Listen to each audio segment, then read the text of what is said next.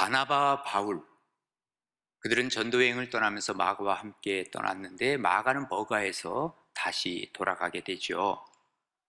그래서 우리의 신앙은 변치 않는 신앙, 그리고 성령의 인도를 받는 신앙, 또 예수님에게 초점을 맞추는 신앙으로 사는 것이 정말 좋은 신앙이라는 것을 말씀을 드렸습니다. 이제 바나바와 바울은 타우루스 산맥을 넘어서 갈라디아 지방, 지금 비시디아 안디옥에 그들은 도착을 해서 한 회당에서 하나님의 말씀을 증거하는 내용이 오늘 본문에 나와 있습니다. 예수님에게 초점을 맞췄는데 과연 그 예수님이 어떤 분이냐? 오늘 본문에서는 그 얘기를 하고 있습니다. 우리가 예수님을 제대로 알면 우리의 인생이 보입니다. 그리고 인생이 어디로 가는지, 어떻게 가는지를 알게 되죠. 그때부터 인생이 달라지기 시작합니다. 이런 은혜와 축복이 우리 가나안 교회 모든 성도님들에게 임하시기를 바랍니다. 특별히 사순절 기간 동안에 우리가 예수님을 생각하면서 우리의 신앙은 성장해 가야 할 것입니다. 그렇다면 예수님은 과연 어떤 분이신가? 구원하러 오신 예수님인 것을 우리에게 알려주고 있습니다. 오늘 본문 24절과 25절에 보시면 그가 오시기에 앞서서 요한이 먼저 회개의 세례를 이스라엘 모든 백성에게 전파했다 그랬습니다. 그러니까 예수님이 이전에 세례 요한이 예수님에 대해서 증거했던 그런 사람이라는 것이죠. 그런데 이 세례 요한의 증거가 바로 뭐냐? 5절에 보시면 요한이 그 달려갈 길을 마칠 때에 말하되 너희가 나를 누구로 생각하느냐? 나는 그리스도가 아니라 내 뒤에 오시는 이가 있으니 나는 그 발의 신발끈을 풀기도 감당하지 못하리라. 지금요, 세례 요한은 얼마나 그 당시에 인기가 있었는지, 사람들이 생각할 때 야, 저분이 바로 메시아가 아니야? 이렇게 생각할 정도였습니다. 아마도 그가 흑심을 품는다면 내가 한번 지도자로 한번 서볼까? 충분히 그럴 수 있는 그런 상황이었다 그 말이에요. 그런데 그럼 분명히 예수님에 대해서 얘기합니다. 우리 예수님, 내 뒤에 오시는 그분이 있는데 그분이 바로 메시아인데 나는 그분의 신발끈을 풀기도 감당하지 못한다. 그러니 너희들은 회개하고 예수님을 믿어야 된다는 것을 알려주고 있는 것입니다. 세례 요한이 분명하게 우리에게 알려준 것, 그리고 예수님에 대해서 정확하게 알려준 것은 바로 예수님이 우리의 구세주이시고 그분을 따라가면 우리는 구원에 이르게 된다는 것이죠. 그러면 우리가 그분을 따라간다는 게 뭐예요? 바로 그분을 믿는다는 거예요. 그분을 제대로 믿어야만 한다는 거예요. 그렇게 되면 어떤 일이 벌어지는가? 우리가 궁극적으로 천국을 우리는 소유하게 돼요. 그리고 지금 예수를 믿는 그 순간부터 천국의 질서와 천국의 능력을 내 삶 속에 가져오는 거예요. 그래서 우리가 예수를 믿는 그 순간부터는 우리는 천국의 삶을 살아가게 되고 마지막 우리가 죽으면서 천국에 들어가게 된다는 것을 우리에게 알려주고 있는 것입니다. 우리가 예수님을 제대로 알지 못하면 예수님은 4대 성인 중에 한 사람이다. 세상 사람들은 그렇게 얘기합니다. 그러나 그렇지 않습니다. 성인 정도가 아닙니다. 예수님은 우리에게 구원을 주시는 메시아이시라고 하는 것입니다. 원래 우리 인간은 천국의 모형인 에덴 동산에서 살게 되어 있었습니다. 그러나 인간이 불순종을 함으로 말미암아 이 죄가 우리 속에 들어왔습니다. 이 죄로 말미암아 우리는 정령 죽게 되어 있습니다. 다시 말해서 죽음이라고 하는 것은 곧 지옥을 향해서 갈 수밖에 없다 그 말입니다. 이 죄의 문제를 해결해야 되는데 어떻게 한다고요? 죽어야 되는 거예요. 죄의 싹은 사망이기 때문에 그렇습니다. 그런데 내가 죽으면 모든 게 끝나지 않아요. 그래서 대신에 죽어줄 사람이 필요한데 아무나 죽어준다고 해서 문제가 해결되는 것은 아닙니다. 하나님과의 관계에서 죽어줘야만 합니다. 바로 우리 주 예수 그리스도께서 이 땅에 오셔서 나를 위해서 대신 십자가에서 처절하게 죽으셨습니다. 이제 우리를 향해서 이것을 믿으라 그 말이에요. 이걸 내 것으로 받아들이는 이 믿음을 갖게 되면 천국에 가는 티켓을 우리는 얻게 된다는 것이죠. 내가 천국에 가는 티켓을 갖고 있으면 나는 언제라도 갈 수 있습니다. 지금 천국을 향해서 가고 있습니다. 다시 말해서 천국의 열차로 바꿔 타게 된다는 것입니다. 여러분, 지옥을 우습게 보지 마십시오. 지옥은 정말로 정말로 비참한 곳입니다. 더럽고 추하고, 아마 여러분들이 이 땅에서 그런 것들을 경험했다면 그게 지옥의 경험일 것입니다. 온갖 잡벌레들, 구더기, 온갖 지저분한 모든 게 다 있는 곳입니다. 고통스러운 곳입니다. 여러분이 겪었던 어떤 어려움이나 고통보다 최고의 고통이 있는 곳입니다. 거기는 계속 타는 불이 있습니다. 계속 화상을 입는데도 불이 꺼지지 않습니다. 정말 죽는 게 오히려 낫다 해서 죽고 싶지만 죽지도 못하는 그러한 곳이 바로 지옥입니다. 우리가 예수님을 통하지 않고서는 어느 누구도 이제 지옥을 향해서 가고 있는 지옥행 열차를 타고 있는 것입니다. 그러니 삶 속에서도 지옥을 경험할 수밖에 없지 않습니까? 그런데 주님께서 우리에게 말씀하십니다. 예수님이 나를 위해서 죽으신 그 죽음을 기억하라는 거예요. 그러면 우리는 어떻게 한다고요? 우리는 천국으로 옮긴다는 거예요. 구원을 주신다는 거예요. 그래서 로마서 10장 9절에 보면 내가 만일 내 입으로 예수를 주로 시인하며 또 하나님께서 그를 죽은 자 가운데서 살리신 것을 내 마음에 믿으면 구원을 받으리라 그랬습니다. 우리가 일단은 천국 열차를 타야 돼요. 믿음을 가지고 타는 거예요. 간단한 것입니다. 정말 예수님을 나의 구주로 영접하고 믿으면 되는 것입니다. 그럼 어떤 사람은 얘기를 합니다. 아이고, 나는 죄가 많아요. 내가 어떻게 천국을 갑니까? 아니, 그리고 어떻게 그 예수를 믿는다고 해서 천국을 갈 수 있습니까? 나는 아직까지도 술, 담배 다 하고 있고요. 못된 짓 많이 하고 있습니다. 거짓말도 하고 있습니다. 근데 내가 천국 간다고요? 이거는 말도 안 됩니다. 여러분, 오해하지 마십시오. 그래도 예수님을 믿어야 합니다. 내가 어떤 경우에 어떤 죄가 있다 할지라도 별의별 일들이 다 생겨도 나는 기차를 천국행으로 갈아타야 됩니다. 그 천국행 기차를 갈아타도 그 안에서는 별의별 일들이 다 생겨요. 거기서 싸움도 일어나고, 거기서 거짓말도 생기고, 남의 물건을 훔치는 사람도 있어요. 천국행 열차 타고도.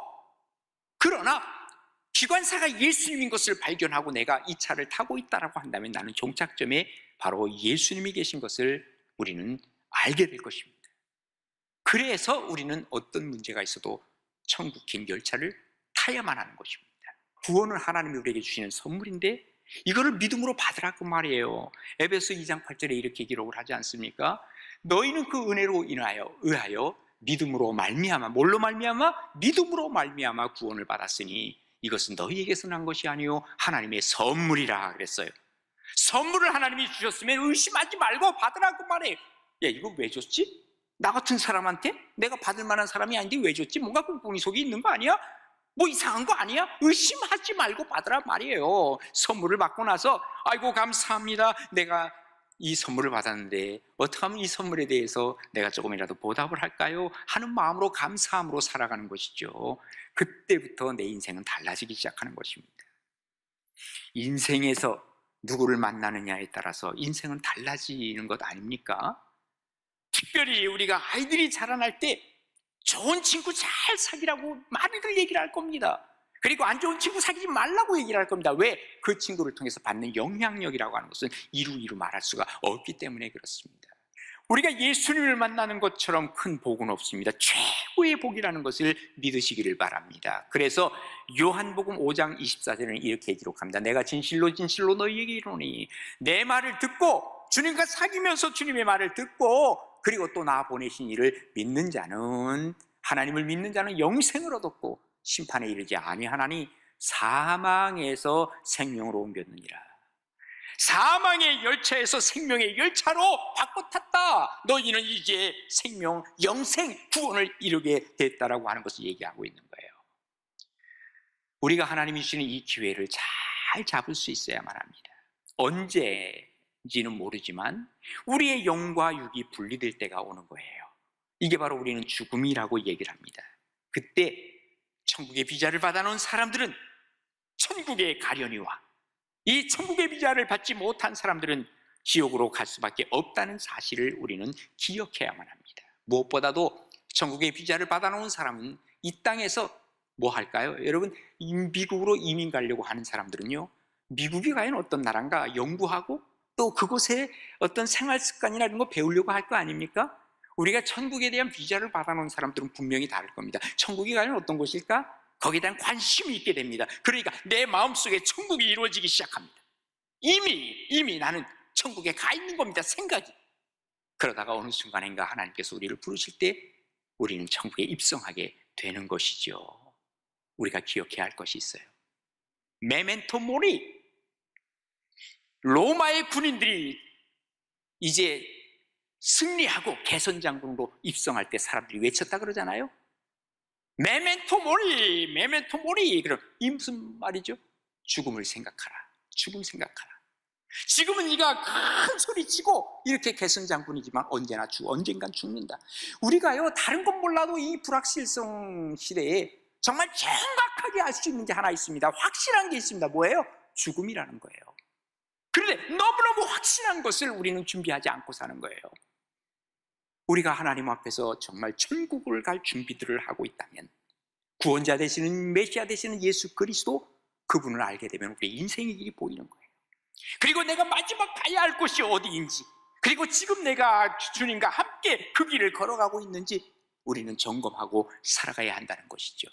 하나님 앞에서 정말 메멘토 모리를 생각하면서 우리가 마지막 천국에 이르기까지, 지금 이 땅에서 천국을 살아가는 그리스도인들, 우리 가나안의 모든 식구들 되시기를 주님의 이름으로 축원합니다. 두 번째, 우리 예수님은요, 많은 오해를 받으셨어요. 자, 오늘 26절과 27절에 보면, 형제들아, 아브라함의 후손과 너희 중 하나님을 경외하는 사람들아, 이 구원의 말씀을 우리에게 보내셨거늘 그랬어요. 그러니까 그동안 하나님께서 우리에게 구원의 복음을 전해주셨다는 거예요. 누구에게? 아브라함의 후손과, 그리고 하나님을 경외하는 모든 사람들에게 이 구원의 말씀을 보내주셨어요. 그런데 사람들이 오해했다는 거죠. 그 다음 절에 보면 이렇게 기록합니다. 예루살렘에 사는 사람들과 그들 관리들이 누구예요? 바리새인도 여기 예루살렘에 살았겠죠. 사두개인도 이 속에 속하겠죠. 서기관들도 속하겠죠. 모든 관리들, 이들이 예수와 및 안식일마다 외우는 바 선지자들의 말을 알지 못하는 거예요. 자기들은 막 말씀대로 산다 그러고 말씀을 외우곤 하는데 이걸 제대로 알지 못하는 거예요. 그리고 예수를 어떻게 해요? 영접하고가 아니라 정죄하여 선지자들의 말을 응하게 하였더라. 이미 선지자들이 그 얘기를 한 거예요. 예수님 메시아가 올 때 그들이 배척하고 그들을 예수님을 밀어내게 될 것이다 하는 것이 그대로 이루어졌다는 것을 여기서 얘기하고 있는 거예요. 왜 그럴까요? 메시아에 대한, 예수님에 대한 오해가 있었어요. 오해의 안경을 한번 끼기 시작하면 그 다음에 계속해서 모든 게 다 오해로 갑니다. 마치 우리가 안경을 끼되 붉은 안경을 끼면 세상이 다 붉게 보이고 파란 안경을 끼면 다 파랗게 보이는 것과 같습니다.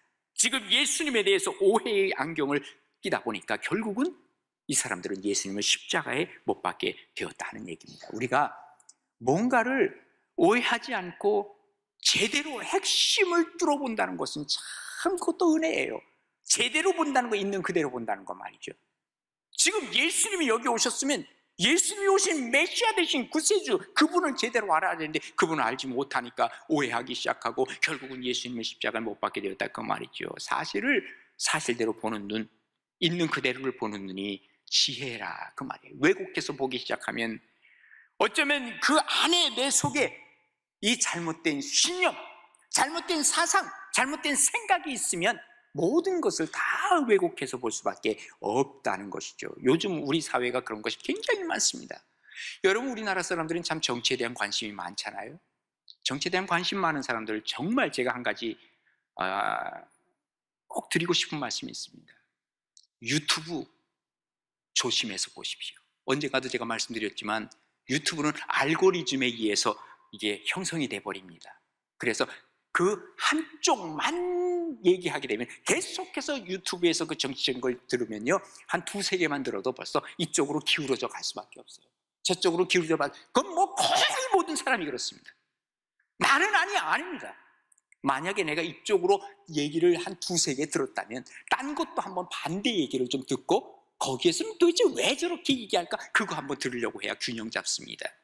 그렇지 않으면 내가 왜곡된 사람으로 내가 완전히 정치 성향이 이상한 한쪽 방향에 치우치게 되는 거예요. 여러분, 예수님을 보는 게 꼭 그렇습니다. 주님을 한쪽 눈으로 계속 바라보다 보니까 여기 유대인들이 예수님을 십자가에 못 박을 수밖에 없었다는 것은 바로 이런 선입견과 편견이 그들에게 쌓여있기 때문에 결국 그들은 구원에서 떠나버리고 말았다 하는 얘기입니다. 우리가 예수님을 좀 깊이 생각해보고 좀 제대로 생각해보면 예수님을 오해하지 않습니다. 그래서 히브리서 기자는 히브리서 3장 1절에 이렇게 기록하죠. 그러므로 함께 하늘의 부르심을 받은 거룩한 형제들아, 우리가 믿는 도리의 사도이시며 대제사장이신 예수를 깊이 생각하라고 했어요. 좀 예수님을 깊이 한번 생각해봐요. 그러면 이분이 왜 저렇게 십자가에서 죽으셨나? 뭐 때문에 죽으셨나? 왜 이 땅에 오셨나? 깊이 생각하면 우리가 답이 나온다 그 말이에요. 유대인들은 아브라함의 후손이라 그랬습니다. 안식일마다 말씀을 읽는다 그랬습니다. 그런데 바로 그 주인공인 예수님, 핵심을 꿰뚫지 못한 그들, 결국은 예수님을 오해함으로 예수님을 십자가에 죽였습니다. 왜? 자기의 뜻대로 혹은 자기들의 욕심 때문 아닙니까? 우리가 기도를 하더라도 내 뜻대로, 내 욕심대로 기도하는 사람들 예수님을 몰라요. 예수님이라면 어떻게 할 것인가가 아니라 내가 내 욕심으로 이것을 하겠다라고 하는 이 욕심이 가득 차 있기 때문에 결국은 예수님이 원하는 방향으로 기도하지 않지요. 예수님을 오해하는 거예요. 여기에서 정말 예수님에 대한 믿음이 생겨나지 않아요. 어떤 부자 청년이 예수님에게 왔죠. 내가 무엇을 해야 구원 얻지요? 라고 물어봤어요. 무엇을 해야 구원 얻는다고 생각을 하는 거예요. 어떤 행위가 있어야 구원 얻는다고 생각하는 거예요. 그러니까 예수님, 그래 네가 얼마나 잘 살아왔는지 한번 물어보자. 너 십계명 다 지켰냐? 십계명 어릴 때부터 다 지켰는데요. 아주 훌륭한 청년이에요. 그러니까 그래? 네가 행함으로 구원을 얻는다고 생각을 하니 그러면 너 말이야, 너 돈이 많고 부자인데 이 재산을 팔아서 좀 가난한 사람들이 나눠주고 그리고 나한테 올 수 있겠냐? 아이고, 근심하며 걱정하며 예수님을 떠나갔다 그랬어요. 어떤 행위로 구원 얻으려고 하면 결국은 안 되더라 하는 것을 우리에게 보여주고 있는 것이죠. 예수님은 이 땅에 오셔서 엄청난 많은 오해를 받으셨지요. 왜? 세상이 불의를 행하였는데 이 불의를 행하는 것을 지적하시잖아요. 진리를 말씀하시고 공의를 말씀하시고, 그러니까 사람들이 말이죠, 다 싫어하는 거야. 이 얘기 듣는 사람들마다. 만약에 예수님께서 그들의 비유를 마치셨다면 아마도 왕이 될 수 있고 그리고 그들의 지도자가 될 수 있었을 거예요. 그러나 예수님은 진리를 말씀하시고 그들의 잘못을 지적하시고 유불리를 떠나서 얘기하는 거예요. 그러니까 오해를 받는 거예요. 우리가 불의한 세상 속에 들어가면 우리도 오해를 받는 게 당연하고 오해를 받아야만 합니다. 그럼에도 불구하고 하나님 편에 선다는 것이 얼마나 귀한 일이냐 그 말이죠. 정말 진리가 무엇인지, 하나님의 공의가 어떤 것인지, 그리고 이 진리대로 살지 않으면 어떤 일이 벌어지는지 우리 주님은 그것을 말씀하셨어요. 그러다 보니까 오해를 받죠. 그럼에도 불구하고 예수님은 우리의 메시아요, 우리의 구세주인 것을 하나님은 우리에게 알려주신 것입니다. 혹시 우리가 삶 속에서 나는 올바르게 살고 온전하게 살겠다라고 했지만 오해받는 것이 혹시 있다면 염려하지 마세요. 하나님 앞에 기도하세요. 하나님께서 이 오해도 풀어주시고 그리고 주님과 함께 결국은 승리의 길로 인도하실 것을 믿고 나아가시는 복된 여러분 되시기를 바랍니다. 왜? 예수님께서 오해받으시면서 우리에게 구원의 역사를 이루셨기 때문에 그렇습니다. 이런 은혜와 축복이 우리 모두에게도 함께 하셔서 나는 언제 어디서나 진리를 얘기를 하고 그리고 하나님의 정의 앞에 온전히 서겠습니다 하는 결단이 우리에게 있어서 하나님의 뜻이 우리 가운데 이루어지기를 간절히 바랍니다. 세 번째로는 죽음을 이기신 예수님이십니다. 오늘 본문 28절에 보시면 죽일 죄를 하나도 찾지 못하였으나, 우리 예수님에게서 죽을 죄가 뭐가 있어요? 하나도 잘못한 게 없어요. 예.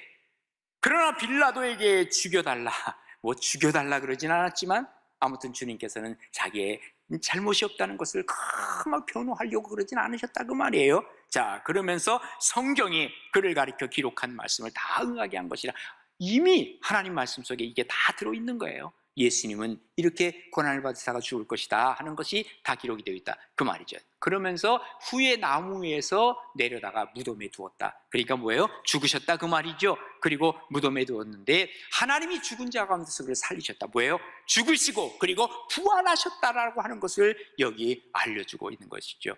그리고 그 다음에 보면 죽은 자 가운데서 그를 살리신지라 갈릴리로부터 예루살렘에 함께 올라간 사람들에게 여러 날 보이셨대요. 그러니까 갈릴리로부터 예루살렘에 올라간 사람들이 누굴까요? 예수님의 제자들과 이런 사람들이 다 그 예수님의 부활하심을 봤어요. 예. 그리고 이들이 이제 백성 앞에서 그의 증인이라. 그러니까 예수님의 부활은 그저 몇 명만 이렇게 지나가서 본 게 아니라 3,000명 이상의 사람이 봤다는 거예요. 그러니까 예수님은 죽으셨고 그리고 부활하셨다는 것을 우리에게 확실하게 말씀해주고 있는 것이죠. 자, 예수님은 죽을 죄가 있어 죽을 분이 아니에요. 인류를 구원하기 위해서 죄가 없으시기 때문에 우리의 죄의 문제를 해결해 주실 수 있어요. 그리고 십자가에서 죽으셔서 이 모든 것을 하나님의 계획이셨어요. 그리고 예수님은 죽은 자 가운데서 다시 일어나셨어요. 예수님이 죽으심은 예수님이 오시기 700년 전에 이사야가 이미 얘기를 했죠. 이사야서 53장 5절에 보면 이렇게 기록하고 있습니다. 그가 찔림은 우리의 허물 때문이요 그가 상함은 우리의 죄악 때문이라.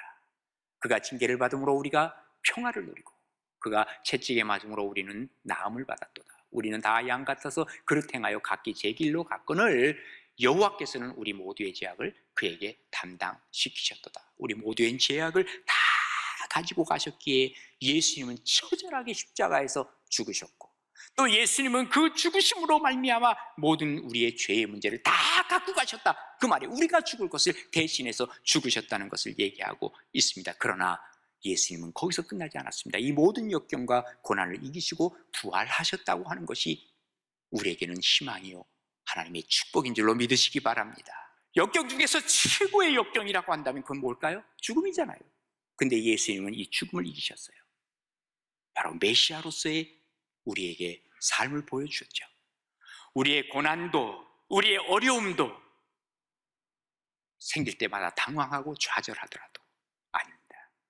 예수님이 우리와 함께 하실 때 우리는 이 모든 것을 이길 수 있습니다. 죽음이라고 하는 것은 그 순간 하나님께서 침묵하시는 거예요. 예수님이 죽으시고 그 3일 동안은 어쩌면 제자들에게도 공포의 시간이었을지 몰라요. 그러나 그 공포의 시간이 자기 자신을 돌아볼 수 있는 시간이 되는 것이죠. 그리고 나서 하나님의 능력을 경험하는 것이 바로 부활입니다. 우리 주님의 죽음도 그리고 주님의 이 부활도 함께할 우리들이 바로 주님의 축복이 바로 이러한 주님의 고난과 그리고 죽음과 십자가와 연결된다는 것을 우리가 다시 한번 생각해 보아야 할 필요가 있다 하는 얘기입니다. 한 말씀을 드리고 말씀 마치려고 합니다. 에드링 루드라고 하는 사람이 노년을 풍성케 하는 하나님이라고 하는 이 책에서 이렇게 얘기를 합니다. 16살짜리 소녀가 80세 된 자기 할머니를 멸시했다고 자기 엄마와 이모를 고발을 하는 거예요. 그런데 엄마가 얘기를 합니다. 이모도 얘기를 합니다. 아니 우리가 할머니 우리 어머니를 어떻게 내가 멸시했냐, 이렇게 잘 모시고 있는데 왜 그래? 왜 그래? 그랬더니 이 소녀가 엄마하고 이모에게 얘기를 합니다. 엄마, 이모, 언제나 할머니한테 뭐라고 얘기를 했어? 할머니 정정하시니까 오래오래 사실 것 같다 그러지 않았어? 그래서 할머니는 죽음을 준비하지 못했잖아. 할머니가 죽음을 준비하지 못하도록 만든 그것이 바로 할머니를 멸시한 거라고? 어떻게 보면 말이죠, 우리도 그런 얘기를 많이 하죠. 오래오래 사실 것 같다고. 아까 말씀드렸죠, 우리가 분명한 것이 하나 있어요. 세상은 다 불확실성 속에 있다 할지라도 하나 분명한 건 뭐예요? 사람은 죽는다는 거예요. 죽음을 준비한다고 하는 것이 얼마나 귀한 일인지 모릅니다. 우리가 죽음이 준비가 되면 그 다음에 부활까지도 우리는 준비가 될 것입니다. 이게 바로 예수님을 믿는 사람의 축복이요, 또 우리의 삶의 어떤 자신감이라고도 얘기를 할 수 있습니다. 부활의 소망, 천국의 소망, 이것을 우리가 갖고 산다는 것은 예수님을 바르게 아는 거예요. 예수님을 바르게 알면 그때부터 인생이 보이기 시작한다니까요. 인생이 달라지기 시작한다니까요. 우리 예수님은 바로 우리를 구원하러 오신 메시아 예수 그리스도, 그 다음에 우리 예수님은 바로 오해를 받으셨으나 그러나 진리 속에 사신 예수님, 우리 예수님은 바로 죽음을 이기신 예수님인 것을 우리가 분명히 알고 주님 앞에서 온전히 서 나아가는 복된 우리 성도님들 되어질 수 있기를 간절히 바랍니다.